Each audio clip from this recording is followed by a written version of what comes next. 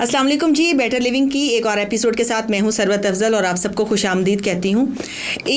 आजकल एक बहुत वायरल ड्रग है जो कि वेट लॉस या फैट लॉस के लिए इस्तेमाल की जाती है। आज हमने सोचा कि हाँ क्यों ना हम अपने पॉडकास्ट में उसकी डाइट के हवाले से हम बात करें कि जो वो वेट लॉस की जो ड्रग या जो इंजेक्शन दिए जा रहे हैं उसके साथ डाइट प्लान कैसा होना चाहिए। तो इसीलिए आज एक दफ़ा फिर मैंने अपने स्टूडियो में इन्वाइट किया है आयशा हक को, जो कि क्लिनिकल न्यूट्रिशनिस्ट हैं। Ayesha, thank you so much तशरीफ़ लाने के लिए एक दफ़ा फिर से। नहीं, it's very nice to have you in my life honestly. और आयशा, मैंने अब इंट्रो में आपने सुन लिया कि मैं बात कर रही हूँ जो वेट लॉस इंजेक्शन का बहुत ट्रेंड जो है वो चल रहा है। सबसे पहले मेरा खुद का एक कॉन्सेप्ट जो है वो आप क्लियर करें कि वेट लॉस और फैट लॉस में क्या फ़र्क होता है, फिर हम आते हैं वेट लॉस इंजेक्शन की तरफ।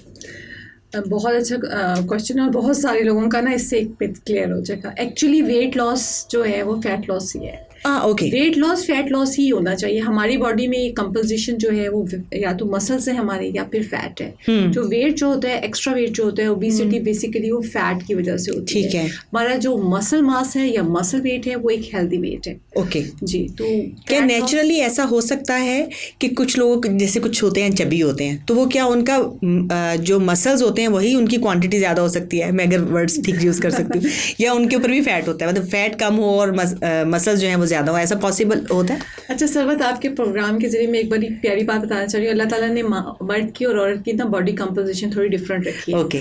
औरत में जो फैट कंपोजिशन है वो मर्द की निस्बत ज़्यादा है। मतलब मेल एंड फीमेल का ये डिफरेंस बड़ा अच्छा, और ये हमने मेंटेन रखना है, इसी में हमारी ब्यूटी है।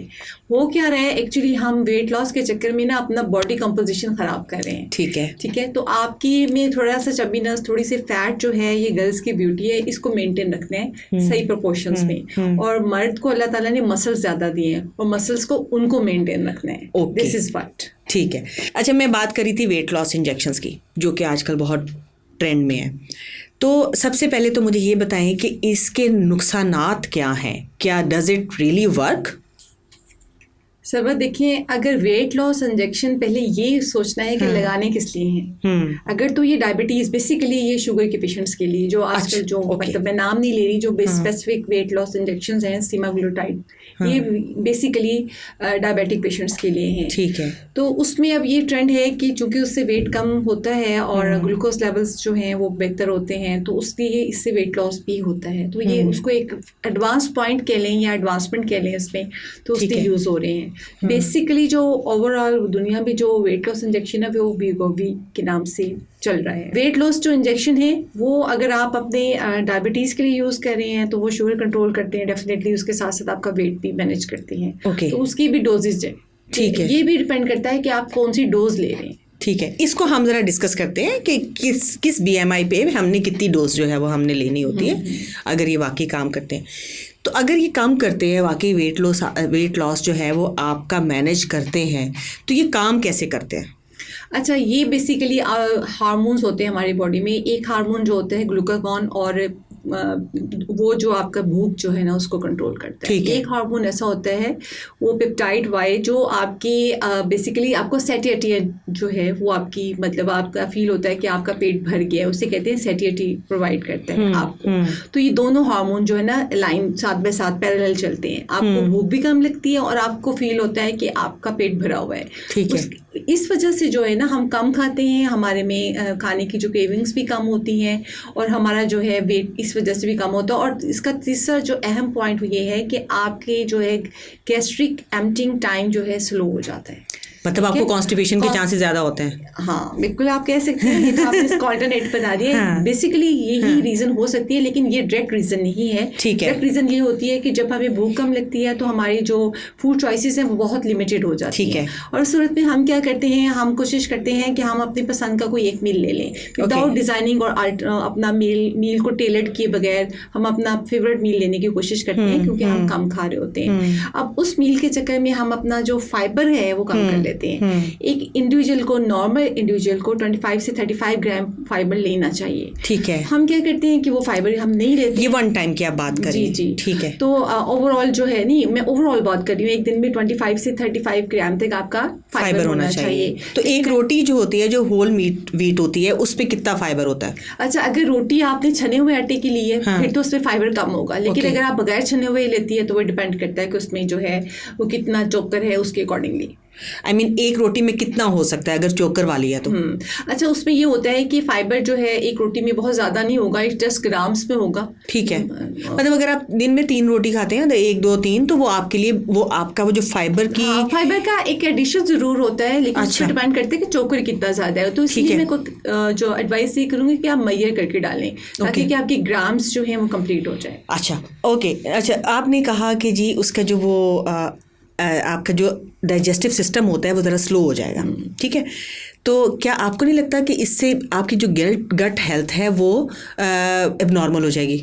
अच्छा, गैस्ट्रिक सिस्टम जब स्लो होता है उसमें ये होता है बेसिकली कार्ब्स पे डायरेक्ट इफेक्ट आता है। ठीक है। कार्ब्स की एब्जॉर्प्शन जो है वो स्लो हो जाती है, और यही इस मेडिसिन का एक्चुअल में एक फिनोमेना कह लें या इसका एक्शन कह लें कि वो ये है कि ये अपना कार्ब्स की जब एब्जॉर्प्शन स्लो होती है तो उसकी वजह से ग्लूकोज की स्पाइक्स कम होती हैं। ग्लूकोज स्लोली रिलीज होता है। ठीक है। तो बेसिकली ये इस तरह से काम करती है, या आपका गैस्ट्रिक एम्प्टिंग टाइम कम कर देती है, जिसकी वजह से इंसुलिन को बेसिकली ये जो है ना वो मेंटेन रखती है और शुगर लेवल्स को मेंटेन रखती है। लेकिन ये चूंकि भूख भी कम करती है, सैटिस्फैक्शन जो है वो भी इम्प्रूव करती है, और इसके साथ साथ ये जो है ना आपको आपकी चॉइसेस लिमिटेड हो जाती हैं, आप कम खाते हैं, कैलोरी आपकी कम होती है, तो आपका वेट कम होता है। अच्छा, आप अगर हमें भूख नहीं लगेगी, हमें किसी चीज़ की क्रेविंग नहीं होगी, तो मतलब हम बेशक कुछ नहीं खाएंगे। मैंने कुछ लोगों को, डॉक्टर आयशा, देखा है ऐसे जो ये इंजेक्शन यूज़ कर रहे थे, वो जिस चीज़ को पसंद करते थे, से फॉर एग्जांपल अगर वो मीट लवर थे ना,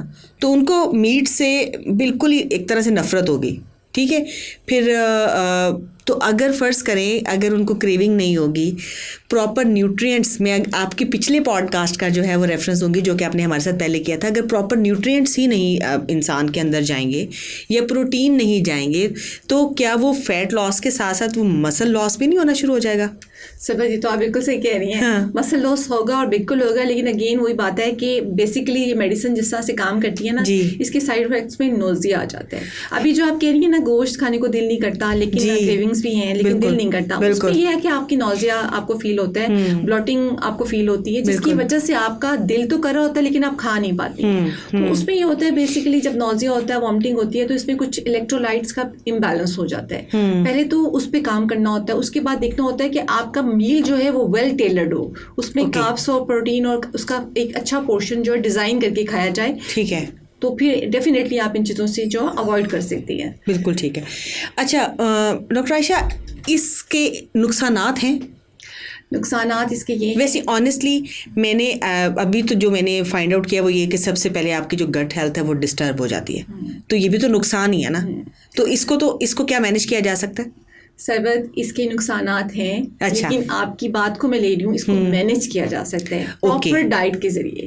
नुकसानात इसके जो हैं उनको टैकल किया जा सकता है। नुकसानात क्यों हैं वो भी अगर आप देखिए कि डाइट ना या सही ना प्रोपोर्शन में होने की वजह से हैं, और अगर हमने उनको डील करना है तो उनको हमने फिक्स करना है, उन प्रॉब्लम्स को फिक्स करना है। जैसे कि आप कह रही कॉन्स्टिपेशन, वो फाइबर कम हो जाता है, और जैसे हम उसमें फैट कम खाते हैं, हमारा नोजिया फीलिंग होती है, तो मोस्टली हम फैट भी हमारी इंटेक कम हो जाती है, उसकी वजह से हमारे फैट सॉल्युबल विटामिन का इंटेक जो है वो डेफिशिएंसी हो जाती है। फिर उससे हमारा इम्यून सिस्टम कम होता है, उससे हमारी जो है, और हम प्रोटीन कम लेते हैं, हम एक चूजी मील खाते हैं, मोस्टली कार्ब्स को चूज करते हैं, उससे हमारे बाल गिरना शुरू हो जाते हैं। बिल्कुल। उससे हमारी स्किन जो है, आप देखिए हमारी जो स्किन सेल्स हैं ये लिपिड एंड प्रोटीन की लेयर है। इसको अगर आप देखिए ना माइक्रो लेवल्स पे जाके, तो ये लिपिड एंड प्रोटीन की लेयर है। अब एक चीज और एक जो घर है उसकी इमारत में अगर ईंट और जो है यूज हो रही है लिपिड की और प्रोटीन की, वो ना लगेगी तो उसको कैसे वो दोबारा से रिज्यूवेनेट होगी, दोबारा से नए सेल कैसे बनेंगे। तो मीन टू से कि अगर आप अपनी जो है इंजेक्शंस पे इन्वेस्ट करते हैं तो व्हाई नॉट एक proper diet plan with it. पूरा प्लान करके आपको चलना है, और उसके बाद आपको इसको देखेंगे नहीं आपको साइड इफेक्ट्स होंगे, बल्कि आप अपने गोल्स अचीव करेंगे। तो और दूसरा ये है कि इंजेक्शन की डोज बहुत इंपॉर्टेंट है। ओके। इसके लिए मैं कहूँगी आपका इसमें आपका एंडोक्राइनोलॉजिस्ट जो है वो बेहतरीन किरदार अदा करता है कि आपके dose levels Aahista Aahista gradually increase करता है। और अगर आपने इसको बंद भी करना है ना इंजेक्शन आपके BMI के मुताबिक, एग्जैक्टली, और इसको आपने टैपर मतलब ऑफ इजीली स्लोली से इसे कम करना है, टैपर ऑफ करना होता है। जी जी, जो वेट लॉस इंजेक्शन है इसके कोई लॉन्ग टर्म असरात तो नहीं है? ऐसा तो नहीं है कि हम जो है मतलब अभी फ़ौरन जो है वो हमारा वेट लॉस भी हो जाए, हम स्लिम स्मार्ट भी हो जाएं, प्यारे भी लगना शुरू हो जाएं, आप कंफर्टेबल भी हो जाएं, ये ना हो 5 साल के बाद या 10 साल के बाद इसके ऐसे कोई नुकसानात हों, से फॉर एग्जांपल आपके ऑर्गन्स पे तो नहीं हिट करेगा ये? इस तरह की कोई ऐसी स्टडी हो या आप हमें हमारे इल्म में इजाफा करना चाहें?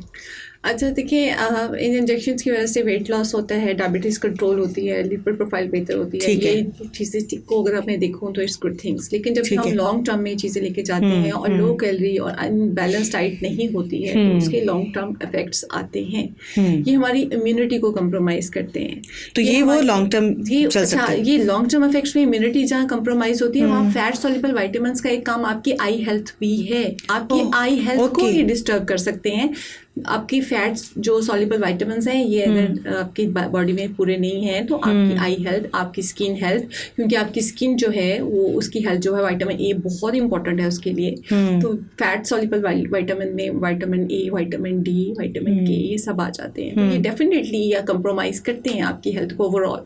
लेकिन इसका ये भी है कि अगर आप देखा जाए अगर वेट लॉस इसकी वजह से देखना होता है कि बहुत तेज़ी से नहीं होना चाहिए। अगर वेट लॉस बहुत ज़्यादा तेज़ी से हो रहा है तो ये गाल ब्लड इश्यूज भी हो सकते हैं, ठीक है। अच्छा। पथरी हो सकती है आपके पित्ते में। तो ये चीज़ें जो हैं ये साथ साथ चलनी होती है। वाटर इनटेक साथ अच्छी होनी चाहिए आपकी। तो मतलब ये है कि ये नहीं होना चाहिए एक दिन में मैजिक। एक दिन में जो वेट लॉस का या कुछ दिनों में जल्दी जो अब्रप्टली वेट लॉस होता है बेसिकली वो आपकी बॉडी में बहुत ज़्यादा इन्फ्लेमेशन पैदा करता है, तोड़ फोड़ का अमल होता है, आपकी स्किन डैमेज होती है, बाल डैमेज होते हैं। ओवरऑल इसके साइड इफेक्ट्स तो डेफिनेटली हैं। Again proper planning and strategic planning के जरिए हम ये चीज़ें जो है इनको मैनेज कर सकते हैं। अच्छा, ये भी तो एक रीज़न हो सकती है फिर, जैसे जिन लोगों को भी मैंने ये इंजेक्शन इस्तेमाल करते देखा है उनको जो है वो मैंने देखा है कि उनका फेस बहुत डल हो जाता है, वो एकदम से थोड़ा एज से ज़्यादा बड़े भी लगना शुरू हो जाते हैं। Is that right? बिल्कुल ऐसा हो सकता है। वाटर इनटेक बहुत इंपॉर्टेंट है इसके लिए। वाटर इनटेक पूरी नहीं होगी आपकी जब सप्लीमेंट नहीं करेंगे। B12 किसमें मेंटेन रखना बहुत ज़रूरी होता है। आपका B कम्प्लेक्स जो है वो स्किन हेल्थ के लिए बहुत ज़रूरी होता है। तो ये सारी चीज़ें कंप्रोमाइज़ हो रही होती है। आपका वेजिटेबल इंटेक वैसे नहीं होता, फ्रूट्स का इंटेक आपका वैसे नहीं हो रहा होता। तो फोकस ये होता है कि सिर्फ हम इस खुशी में कि हमारा वेट कम हो रहा है और वन काइंड ऑफ फूड लेते हैं। वन काइंड ऑफ फूड जो है हमेशा कल्परेट होता है आपकी बॉडी के जो डिजास्टर का। Okay, balance diet is very important. तो अगर हम बैलेंस डाइट की बात कर रहे हैं तो वैसे मैंने ना बहुत सुना है ये बैलेंस डाइट ना, जितने भी डॉक्टर से मैंने, इनफैक्ट मैंने आपके साथ, मेरा ख्याल आज तीसरा हमारा इंटरव्यू है, हम साथ में कर रहे हैं। तो बैलेंस डाइट आज हमने रमज़ान की पहले डिस्कस की थी। अब चूँकि रमज़ान भी चल रहा है और बहुत सारे हमारे देखने वाले जो हैं वो ये वाले इंजेक्शन भी यूज़ कर रहे हैं, तो उनके लिए आप मुझे ज़रा डाइट सिर्फ रमज़ान के लिए नहीं, जो उनके रमज़ान के बाद में भी इस्तेमाल हो। अच्छा, इसमें ये है कि क्योंकि इसमें भूख कम लगती है, ठीक है, उसमें ये होता है कि हम बहुत कम खाते हैं। तो उसमें मैं ये कहती हूँ कि आप कम खाएं लेकिन फ्रीक्वेंसी ऑफ मील इंक्रीज कर दें। इसकी स्ट्रेटजी ये होती है कि आपने कम खाना है और फ्रीक्वेंसी ऑफ मील जो है वो इंक्रीज कर देनी है और इंटरवल कम कर देना है। तो वो उसमें ये होता है कि आपने अगर मैं रमज़ान के हवाले से बात करूँ तो उसमें यह है कि आपने सहर में और अफ्तार में जो खाना खा रहे हैं उसमें तमाम पोर्शंस थोड़े थोड़े रखें। मतलब आप प्रोटीन एक तो ये थोड़ी देर जल्दी उठ जाए सहरी के लिए और आहिस्ता आहिस्ता मील लेते रहे। मतलब आपने कार्ब्स खा लिए, हेल्दी वाले ऑट्स लिए, या आपने कोई भी मतलब इस तरह से कोई भी सीरियल ले लिया, उसके बाद आपने थोड़े से चिया सीड्स ऐड कर लिए, वॉलनट्स ऐड कर लिए, फिर पानी के गिलास लिया। मतलब एक थोड़ा सा टाइम देना अपने मील को, प्रॉपर एक टाइम दें, इसे ऑर्गेनाइज करें और उसके साथ साथ वाटर इनटेक अच्छी रखें, प्रोटीन अपना शामिल करें, 2 एग शामिल करें और उसके बाद फिर आप अपना जो है 1 कप योगर्ट का लाजमी लें, क्योंकि गट हेल्थ को जो चीज़ इंप्रूव करती है वो योगर्ट है। वो हेल्दी प्रोबायोटिक्स एंड प्रीबायोटिक्स उसमें मौजूद होते हैं। उसके बाद शाम को भी अगर है तो अफ्तार जो है एकदम से ना करें, आप पहले वाटर लें, जूड़ लें, फिर ब्रेक करें, फिर थोड़ा सा फ्रूट ले लें, फिर ब्रेक करें और अच्छा प्रोटीन ऐड करें डाइट में, और फिर अपना पानी का इंटेक जो है वो मील के बाद अपना पूरा करें। तो उसमें अगेन यही है कि आप अपने प्रोटीन पूरे दिन में कम से कम 70 से 80 ग्राम प्रोटीन एक हेल्दी पर्सन को लेने होते हैं, ठीक है, तो वो ज़रूर लें। अगर एक इंसान जो है वो मोटा है तो उसको ज़्यादा प्रोटीन लेने हैं। एक नॉर्मल ह्यूमन बीइंग जो है वो ग्राम्स को कैसे काउंट कर सकता है? अच्छा, वो ये से फॉर एग्जांपल मैं मेरे जैसा आलसी बंदा है उसको कैसे अब वेट अब अपने पास वेट मशीन तो नहीं रखेगा ना उसको करने के लिए, तो हम अब वैसे रफली मेरी ऑडियंस को बता दें कि कैसे कैसे वो आइडिया लगा सकते हैं कि इतने ग्राम ही इतना मौजूद है। अच्छा, एक फर्स्ट करें रफली, अगर एक आदमी का वेट 70 kg है तो उसके लिए मैं कहूँगी कि आप उसको प्रोटीन जो है 70 से 80 ग्राम्स का प्रोटीन लेने हैं। उसके लिए ये है कि अगर एक अंडा वो खा रहा है तो उस एक अंडे में कितनी प्रोटीन है ये बहुत इंपॉर्टेंट है। 7 से 8 ग्राम प्रोटीन एक अंडे में होती है, ठीक है। तो हमारा एक मील जब डिज़ाइन होता है ना, फर्ज करें अगर सहरी आप कर रहे हैं तो उसमें कम से कम 25 ग्राम प्रोटीन होने चाहिए, मतलब 2 अंडे तो मस्ट होने चाहिए। और इसलिए मैं कहती हूँ आप अंडों को कम्बिनेशन में ले लें, मतलब एक होल एग ले लें, उसमें 2-3 एग वाइट्स डाल दें। ओके, तो उसमें एक एग वाइट में 4 ग्राम प्रोटीन होती है। इस तरह से अगर आप मीट लेती हैं शाम को तो वो आपकी हथेली की साइज के बराबर, वो इक्वल टू 4 आउंस या 25 ग्राम तक आ जाता है, ठीक है। तो इस तरह से आप एक थम्स रूल या मेजरमेंट्स इस तरह से रख सकते हैं जो इजी है आपके लिए। जाहिर बात है हर वक्त आप चीज़ें मेजर नहीं कर सकते हैं।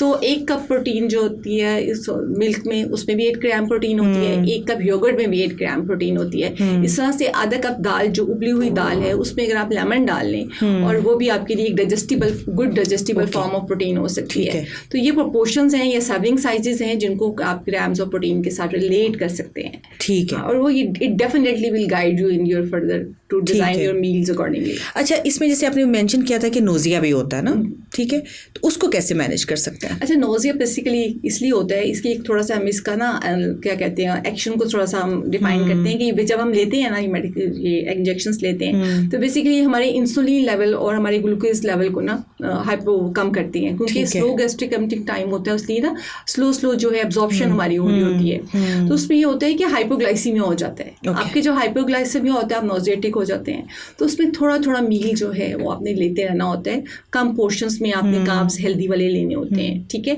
तो उससे ये होगा कि अगर आप दूसरा फैटी फूड ना खाएं, फैटी फूड खाएंगे उससे आपका गैस्ट्रिक एम्प्टिंग टाइम मजीद प्रोलॉन्ग हो जाएगा, क्योंकि जब फैट, प्रोटीन और कार्ब्स इकट्ठे होते हैं तो ये गैस्ट्रिक एम्प्टिंग टाइम मजीद स्लो कर लेते हैं। तो थोड़ा सा ये स्ट्रेटजी हम देखते हैं कि अगर पेशेंट जो है इंजेक्शंस ले रहे हैं तो इसका मील ऐसा डिज़ाइन करें जिससे उसकी गैस्ट्रिक एम्प्टिंग टाइम जो है वो उसका जो है वो मजीद इंक्रीज ना हो, बल्कि उसको अकॉर्डिंगली रहे, क्योंकि वो मजीद इंक्रीज होगा, ब्लोटिंग होगी, फिर नोजिया फील करेगा। बाद पेशेंट्स जो हैवी मील लेते हैं और फिर वॉमिटिंग स्टार्ट हो जाती है। ओके, अगर क्या नोजिया और कॉन्स्टिपेशन जो है वो एट द सेम टाइम हो सकते हैं? बिल्कुल हो सकता है नोजिया, बल्कि कॉन्स्टिपेशन की वजह से भी नोजिया हो सकती है कि आप स्टिल कॉन्स्टिपेटेड है, कुछ खा नहीं पा रहे हैं और उसकी वजह से भी आपको नोजियाटिक फीलिंग हो सकती है, क्योंकि आपके एनर्जी लेवल्स जो है उसमें मेंटेन नहीं रह रहे होते। मैं डॉक्टर आयशा एक मैं वीडियो देख रही थी यही इन्हीं इंजेक्शन के हवाले से कि जो लोग ये वाले इंजेक्शन इस्तेमाल करते हैं वो सिर्फ ये है कि आपका सिर्फ डाइजेस्टिव सिस्टम चूँकि स्लो हो जाता है तो आपका जो खाना है वो आपके पेट में, आपके स्टमक में पड़ा रहता है। तो अब देखिए डेफिनेटली कॉन्स्टिपेशन हो जाएगी, वो आपके स्टमक में पड़ा रहता है, आप जब तक वो निकलेगा नहीं तो आपका स्टमक साफ नहीं होगा। तो क्या वो अगर हम सिंपल अल्फाज में कहें तो आपके पेट में पड़ा रहेगा तो वो जहरीला नहीं हो जाएगा? तो और वो ज़्यादा मतलब नुकसानदेह हो सकता है आपके लिए? एक्चुअली इसका एक फ़ायदा भी है और वहाँ एक नुकसान भी। फ़ायदा इसका ये है कि ज़ाहिर है आपकी एब्जॉर्प्शन थोड़ी स्लो होती है तो आपके ग्लूकोज के स्पाइक्स नहीं होते हैं। नुकसान इसका ये है कि जब आपका ज़्यादा देर तक खाना आपके पेट में पड़ा रहता है वो जहरीला बिल्कुल नहीं होता। उससे सिर्फ ये होता है कि आपको मतलब जो भूख कम लगती है, ठीक है, आपको भूख लगती है, आपको लगता है फुलनेस का एहसास रहता है आपको, तो ये सिर्फ होता है। लेकिन उसका में हम इंटरनेशनली भी ये किया जाता है, जब इस तरह के इंजेक्शन दिए जाते हैं तो उसके साथ प्रॉपर एक प्लान दिया जाता है जिसमें जो आपके फाइबर इंटेक और आपके फ्रूट्स का इंटेक और उसको सप्लीमेंट किया जाता है कि अगर आप वैसे नहीं खा पा रहे हैं तो आप इन चीज़ों को सप्लीमेंट कर लें। तो ये चीज़ें बहुत इंपॉर्टेंट है, क्योंकि अभी आपने नोजिया की बात की, नोजिया में जहाँ मतलब दूसरे हाइपोग्लाइसीमिया इसका फैक्टर हो सकता है, वहाँ इलेक्ट्रोलाइट का डिस्बैलेंस से भी नोजिया हो जाता है। तो उसमें आपके खास तौर पे इसमें जो इलेक्ट्रोलाइट का मैं जिक्र करूँगी, potassium, magnesium and sodium, these 3 electrolytes are very important. और अगर आप इसमें ORS ले लें इसी कंडीशन में तो ये आपके नोजियाटिक और फीलिंग्स को मजीद बेहतर कर सकता है। अच्छा, आपने अभी सहरी का हमें बताया ना, इफ्तार का या लंच में अगर कोई लोग खाना चाह रहे हैं तो वो किस तरह खाएं, उसको इन सारी चीज़ों को कैसे मैनेज करें? अच्छा, मतलब अफ्तार की बात करिए या वैसे आम रूटीन में रोज़ों के अलावा बात करिए, तो आम रूटीन में तो रोज़ों के अलावा तो मैं ये कहती हूँ हर आप 3 घंटे बाद कुछ ना कुछ अपना स्मॉल स्नैक टाइप मील लें, ठीक है, जिसमें आपके कार्ब्स जो कंट्रोल्ड हो और उसके साथ फैट और प्रोटीन का पोर्शन हो और फाइबर हो। तो उसमें ये है कि आप एक वेजिटेबल रखें, साथ में एक फ्रूट रखें, हाफ कप योगर्ट रखें और साथ में जो है कार्ब्स का सोर्स लें, उसमें आप ऑट्स ले सकते हैं, आप व्हीट ले सकते हैं चोकर के साथ। तो इस तरह से आपका सोर्स रख सकते हैं। राइस भी ले सकते हैं, बॉइल्ड राइस ले सकते हैं। और अगर आप कोई अपनी फेवरेट डिश लेना चाह रहे हैं तो उसका पोर्शन साइज कंट्रोल कर लें। कोई भी फेवरेट फ्रूट या कोई भी पेशेंट, इवन डायबिटिक भी अपना फ्रूट कोई भी खा सकते हैं, लेकिन पोर्शन कंट्रोल। पूरी दुनिया में लोग कहते हैं कि डायबिटीज जो पेशेंट होते हैं, खाने को ही दिल नहीं चाहेगा तो पोर्शन कंट्रोल तो ऑटोमेटिकली हो जाएगा। खाने को दिल नहीं चाहेगा, लेकिन जब पोर्शन कंट्रोल, इसलिए कह रही हूँ कि बैलेंस डाइट के साथ पोर्शन कंट्रोल करें, मतलब पूरा मील बनाएं, उसमें एक पोर्शन कार्बोहाइड्रेट का रखें, प्रोटीन का रखें, फैट का रखें, और वेजिटेबल एंड फ्रूट। आजकल कौन कौन से फ्रूट्स में कार्बोहाइड्रेट्स ज्यादा है या मैग्नीशियम किस फ्रूट में है, ये जरा आप बताएं। अच्छा, फ्रूट्स बेसिकली कार्ब्स होते हैं फ्रूट्स में, लेकिन वो फ्रक्टोज की फॉर्म में होते हैं। ठीक है। और फ्रक्टोज के साथ साथ उसमें एंटीऑक्सीडेंट, पॉलीफिनोल्स, विटामिन्स, मिनरल्स सब कुछ होते हैं। Fruit is the complete package of these nutrients, minerals, antioxidants and vitamins. Vitamin C, vitamin K और ये फ्रूट्स वगैरह में मौजूद होते हैं। बी कम्प्लेक्स अच्छा होता है। तो बेसिकली आप फ्रूट्स जो हैं, आजकल स्ट्रॉबेरीज आई हैं, berries are very good fruit, तो स्ट्रॉबेरीज जरूर खाएं। वाटरमेलन जो है, सॉरी मेलन आया हुआ है मार्केट में, मेलन खाएं, एप्पल खाएं, these are the very good fruits. सारे बहुत अच्छे हैं and in rich with vitamins and nutrients हैं, पॉलीफिनोल्स हैं।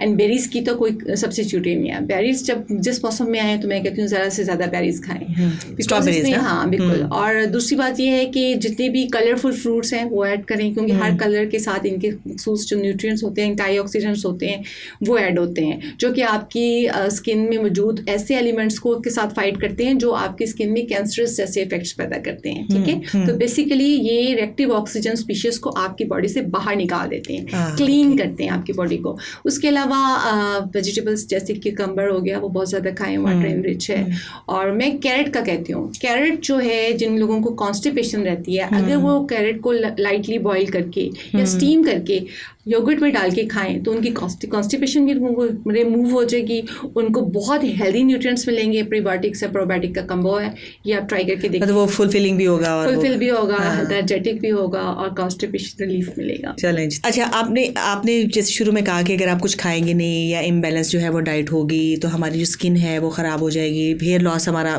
होना शुरू हो जाएगा। तो आपने जैसे proper diet with all nutrients और फैट और प्रोटीन की आपने बता दी, लेकिन इसमें ये बताएं कि आप इसमें कोई सप्लीमेंट्स जो हैं वो करेंगे, ऐड करना चाहेंगे कि इसके साथ कोई सप्लीमेंट्स भी हमें लेने चाहिए या नहीं? मेरा ख्याल है जब जहाँ डेफिशिएंसी आ जाती है वहाँ चीज़ को सप्लीमेंट करना लाजमी हो जाता है। जब आपकी बॉडी डेफिशिएंट हो जाए तो फर्स्ट उससे सप्लीमेंट करें, फिर रेगुलर डाइट पे आएँ। ठीक है। This is the approach we use. तो उसमें ये है कि सप्लीमेंट्स हैं, जैसे हेयर फॉल होता है या आपकी स्किन जो है वो डल हो रही होती है, बेसिकली वो आपकी स्किन के नए सेल जल्दी नहीं बन रहे होते, तो उसके लिए आप इतनी बी कम्प्लेक्स मल्टीविटामिन जो है बहुत बेहतरीन सप्लीमेंट है, उसमें आप कर सकते हैं। इसके अलावा अगर आप फैट सही तरह से नहीं ले रहे हैं, मैं प्रेफर करूँगी कि आप जो है ओमेगा 3 ज़रूर ऐड करें। ओके। और वो स्किन की इन्फॉर्मेशन के साइकिल को भी जो है वो खत्म करता है और बॉडी से इन्फॉर्मेशन जैसे कुछ सीड्स में भी ओमेगा 3 होता है, तो क्या वो सीड्स में होता है, लेकिन उसकी अब्जॉर्प्शन इतनी अच्छी नहीं होती ना। अच्छा, ओके। उनमें होता है, बिल्कुल होता है, आप ले सकते हैं, लेकिन सबसे अच्छी जो अब्जॉर्प्शन है वो फिश ऑयल से जो आप ओमेगा 3 लेते हैं उसमें होती है। उसके अलावा सीड्स से आप ले सकते हैं, फ्लैक्स सीड्स है, वॉलनट्स में ओमेगा 3 होता है, चिया सीड्स में ओमेगा 3 होता है। चिया सीड्स जरूर ऐड करें, उसमें ओमेगा 3 है, उसमें प्रोटीन है और उसमें फाइबर भी है। तो आप योगर्ट में 1 टेबलस्पून चिया सीड्स का या सैलड में आप ऐड कर सकते हैं। It's a good combo of nutrients. Ayesha, मुझे ये बताएं कि आप सप्लीमेंट ऐड करने की बात कर रही हैं, इसके बारे में सप्लीमेंट या आप मल्टीविटामिन्स के बारे में कहा जाता है जो लेते हैं वो उससे वेट जो है वो गेन होता है। ऐसा तो नहीं है कि वेट लॉस इंजेक्शन का और सप्लीमेंट या विटामिन टैबलेट्स का जो है वो आपस में अंदर जाके लड़ाई हो जाए कि जी नहीं मैं। अच्छा सरवर जी, बहुत अच्छा क्वेश्चन किया। हर तरह के सप्लीमेंट से वेट जो है गेन नहीं होता है, और पहली बात यह है कि सप्लीमेंट उस चीज़ को किया जाता है जिसकी बॉडी में डेफिशिएंसी होती है। ठीक है। तो जब आप किसी मतलब एक्सपीरियंस पर्सन या ट्रेन पर्सन के पास आते हैं, डाइटिशियंस के पास आते हैं, वो पूरा आपकी हिस्ट्री लेते हैं, आपकी प्रोफाइल चेक करते हैं, सारे टेस्ट वगैरह करवाते हैं, उसके बाद वो अकॉर्डिंगली आपको प्रिस्क्राइब करते हैं। लेकिन definitely there is available such kind of the supplement जिसमें कुछ ऐसे एंजाइम्स होते हैं जो आपकी भूख को ज़्यादा कर देते हैं, जिसकी वजह से फिर भूख ज़्यादा होती है तो फिर वेट जो है वो गेन होता है। तो इट्स अदर थिंग। लेकिन ये है कि सप्लीमेंट जो है, अगर फर्ज करें आपकी बॉडी में विटामिन सी की कमी है या बी की कमी है, तो आप अपना सैलेड की इंटेक, अगर मैं कहूँ कि फ्रूट्स और वेजिटेबल की आपकी सर्विंग्स 4 to 5 होनी चाहिए, जिसमें 1 serving is equal to 1 fruit. वो हम डेली नहीं लेते हैं। आप 5 एप्पल खाती नहीं? ऑफ कोर्स नहीं। तो definitely there we have to use to supplement these things. तो उसमें फिर हम कहते हैं कि आप बी कम्प्लेक्स जरूर अच्छा। मुझे याद है कि आपने पहले पॉडकास्ट में कहा था कि जैसे फ्रूट खाना जो है वो ज़्यादा इंपॉर्टेंट होता है कि आप जूस लेंगे तो वो आपको जो है आपके लिए एक्जैक्टली जब आप फ्रूट खाते हैं तो आपको साथ में उसका फाइबर भी मिलता है, ठीक है, उसका पल्प भी मिलता है। तो जब आप जूस कर लेते हैं एवरीथिंग, आप एक्सट्रैक्ट कर उसको निकाल देते हैं बाहर, उसको ना आप स्टेन कर लेते हैं, तो उसकी वो जो न्यूट्रिएंट की वो वाली वैल्यूज आपको नहीं मिलती हैं डायरेक्ट। उसमें फिर एक तरह का ये शुगर इनटेक ही हो जाता है कि आप डायरेक्ट जो है शुगरी ड्रिंक ले रहे हैं, उसमें डायरेक्ट जूस में तो सिंपल शुगर ही होता है, fructose is a kind of the sugar simple जो जूस में मौजूद होता है। ठीक है। अच्छा, मैं जैसे अगर मैंने सप्लीमेंट का भी पूछा कि ये इससे वेट गेन होता है, आपने क्लियर कर दिया, लेकिन हमने पिछले उसमें कहा था कि डाइट प्लान जो हमने किया था कि आप सब खाएं लेकिन पोर्शन कंट्रोल करके। अब इसमें अगर दिल नहीं कर रहा तो फर्ज करें कि वो प्लेट भर के पकौड़े ही खा लेते हैं, तो वो भी फैट गेन करते हैं। आपका जो पकोड़ों वाली बात है, मैं आपको एक इसका पॉजिटिव बात बताऊं, पकोड़े इतने बुरे नहीं है।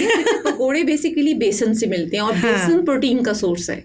लेकिन मसला पता है क्या, हम जब इनको वो डीप फ्राई कर लेते हैं और फिर बहुत ज्यादा खा लेते हैं। बेसिकली अगर पकोड़ों का कॉम्बिनेशन देखें, it's a very healthy combination.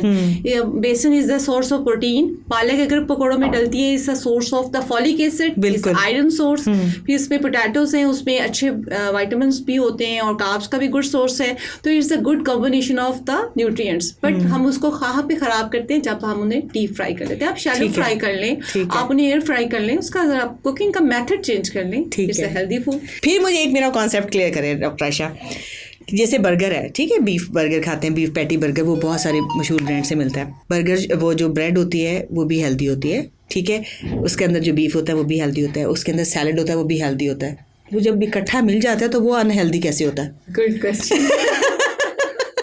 अच्छा देखिए, अभी यहाँ पे जो मैं बात कर रही हूँ कि सोर्स ऑफ जो कार्ब्स है जो बर्गर के लिए यूज हो रहे हैं, वो देखना है कि रिफाइंड है। अगर वो प्रोसेस्ड है, रिफाइंड है, तो आप उसको जो है वो फाइबर से, मतलब होल व्हीट का भी तो लिया जा सकता है ना, तो वो उसमें एक्सचेंज कर सकते हैं। और अभी बहुत सारे लोग इसको कर रहे हैं, तो आप उसमें होल व्हीट का वो ले सकते हैं और उसके बने हुए वो ले सकते हैं, उसकी जगह उसको कर सकते हैं, रिप्लेस कर सकते हैं। उसके बाद उसमें वेजिटेबल की लेयर होती है, सैलेड डला हुआ होता है, इट्स अ गुड थिंग्स। लेकिन उसके बाद जो उसमें मीट होता है ना, बेसिकली वो प्रोसेस यूज किया जाता है।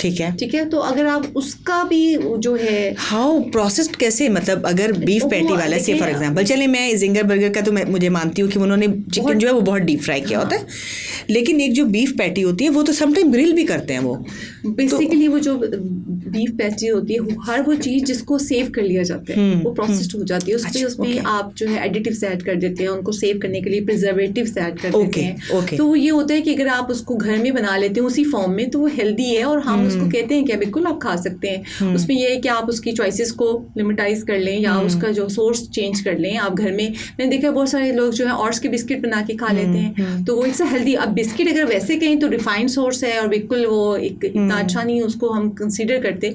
लेकिन अगर आप ऑट्स के बिस्किट बना के खाते हैं और उसमें बटर डालते हैं, तो it's a healthy source. Really? कैसे? देखिए, ऑट्स जो है इट्स अ गुड कार्ब्स का सोर्स है। उसमें आप एग डालते हैं या आप उसमें उसको फिर उसके बाद उसको बेक करते हैं हेल्दी फैट के साथ, तो it's a good source of protein and उसमें कार्ब्स का भी अच्छा सोर्स है। तो आप अपनी चॉइसेस को हेल्दी बना सकते हैं, एफर्ट कर सकते हैं। अवेयरनेस की बात है ना जो आपके प्रोग्राम के जरिए लोगों को मिल रही है, तो अपनी चॉइसेस को चेंज कर सकते हैं। आप बिरयानी को भी हेल्दी बना सकते हैं। बिरयानी तो ऑलरेडी हेल्दी है डॉक्टर आयशा, मैं उसको बिल्कुल अनहेल्दी नहीं कहती। बिरयानी को हम तब अनहेल्दी कर देते हैं जब हम उसमें जो सालन बना के एक तरह से उसकी लेयरिंग करते हैं ना, उसमें बहुत ज्यादा ऑयल डाल देते हैं। अच्छा, ठीक है। तो बॉइल्ड राइस जब हम यूज करते हैं, it's a good source of, ठीक है। उसके बाद अगर हम सालन जो है वो थोड़ा सा कम ऑयल के साथ बना के उसको हम लेयर कर दें, उसमें थोड़े से वेजिटेबल्स साथ डाल दें, तो हम उस चॉइसेस को हेल्दी बना सकते हैं। इट्स नॉट अ बिरयानी आप जैसे मर्जी खाएं भाई, ठीक है, आप खाएं, बिल्कुल खाएं। अगर आपका वेट जो है कंट्रोल है, आप ओवर वेट नहीं है, आप एक अच्छे पोर्शन खा सकते हैं। लेकिन अगर आपने अपना वेट कंट्रोल करना है तो फिर वैसे मैं मजाक कर रही हूँ, मतलब सिर्फ इस कॉन्वर्सेशन को थोड़ा लाइट करने के लिए। डेफिनेटली मतलब जो जैसे डॉक्टर आयशा कह रही हैं वैसे ही कर रहे हैं, चीज़ों की डेप्थ में जा रहे हैं। इसलिए मैं कहती हूँ कोई भी फूड जो है वो बुरा नहीं होता, बस देखना ये होता है कि हमने इसको बनाया कैसे। बिल्कुल ठीक है। लेकिन अगर आप पकौड़ों की फिर मैं बात करूँगी, अगर उसको हम लोग कुछ लोग आजकल उसको वो एयर फ्राई भी कर रहे हैं ना, मैंने ट्राई किया, बिल्कुल अच्छे नहीं लगते। नहीं, आप उन्हें शैलो फ्राई कर लें, आप उनको ऐसा करें, उनका सोर्स ऑफ ऑयल चेंज कर लें। आप कोशिश तो मोस्टली ये भी होता है ना, वो एक ही तरह के ऑयल में एक ही ऑयल यूज़ किया जा रहा होता है, उसी में पकौड़े तले जा रहे होते हैं समोसे, और वो 10-10 दिन वही ऑयल यूज़ किया जा रहा होता है। अगर आप घर का मतलब साफ जो प्रोसेस ऑयल ना हो, उस पर आप ज़्यादातर लोग जो हैं वो सरसों का तेल भी यूज़ कर लेते हैं, उसमें अगर इस्तेमाल करते हैं और उसमें 1 से 2 दफ़ा करें, जब ऑयल का कलर चेंज हो जाए तो ऑयल को डिस्कार्ड कर दें, तो वो हेल्दी वे बन सकता है। उसके बाद उसको टॉवल पे रख दें, पेपर टॉवल पे, वो ऑयल जो एक्स्ट्रा ऑयल है वो अब्जॉर्ब हो जाएगा। मतलब आप जितनी ट्राई कर सकते हैं उतना उसको आप ईज कर सकते हैं, चीज़ों को अपने लिए बेहतर बना सकते हैं, ज़िंदगी आसान की जा सकती है। वो ओवरऑल कोई भी चीज़ बुरी नहीं होती, उसका इस्तेमाल जो है ओवरडू जब हम करते हैं या कम कर देते हैं तब वो चीज़ें बुरी होती हैं। अभी हमने इंजेक्शंस पे बात की है वेट लॉस के, अगर उसका हम पीछे से पर्सपेक्टिव देखें तो वो एक अच्छा है कि लोगों को मतलब डायबिटीज़ रिवर्स हो रही है, या लोगों को एक बहुत बड़ी मुश्किल से बुढ़ापे से निजात मिल रही है, लेकिन उनको इस्तेमाल करने का तरीका गलत हो सकता है, उसको बैलेंस करने की ज़रूरत है, फिक्स करने की ज़रूरत है। और आई होप सो इस पॉडकास्ट के बाद लोगों की बहुत सारी चीज़ें इसके बारे में क्लियर होंगी। तो जितनी सारी कन्वर्सेशन हमने की, मैं इस नतीजे पे पहुंची हूँ कि जो प्रॉपर, अगर ये जो इंजेक्शन जो भी यूज़ करना चाह रहे हैं तो प्रॉपर एंडोक्रोनोलॉजिस्ट के मशवरे से करें, बिल्कुल डोजिंग सेट करें, अपने प्रॉपर प्री टेस्ट करवाएं। ठीक है, मतलब आपको कुछ टेस्ट, बेसलाइन टेस्ट इंपॉर्टेंट होते हैं जो इससे पहले कराए जाते हैं, और अगर आपको कोई थायराइड का इशू है या गॉल ब्लैडर डिजीज है तो उसके अकॉर्डिंगली भी उसको मैनेज किया जाता है। और उसके बाद जो है अपना एक प्रॉपर डाइट प्लान साथ जरूर लेके चलें जो कि आपको बैलेंस रखता है। तो जो डाइट प्लान है वो न्यूट्रिशनिस्ट देता है या वो भी एंडोक्रोनोलॉजिस्ट देते हैं? वो न्यूट्रिशनिस्ट, ये इस पे क्वेश्चन मार्क लगा लेते हैं। अच्छा, मतलब मैं बताना चाह रही हूँ लोगों को, तो जो है वो डाइट प्लान के लिए वो न्यूट्रिशनिस्ट के पास जाएं, और डोजेज के लिए जो है वो एंडोक्रोनोलॉजिस्ट के पास जाएं। बिल्कुल ठीक है, ये टीम वर्क है, मल्टी डिसिप्लिनरी टीम होती है जो ये सारी चीज़ें लेके चलती हैं, और बाहर ऐसे ही होता है। अच्छा, हमारी इस कन्वर्सेशन में हमने थोड़ा सा सप्लीमेंट और मल्टीविटामिन के बारे में भी जिक्र किया।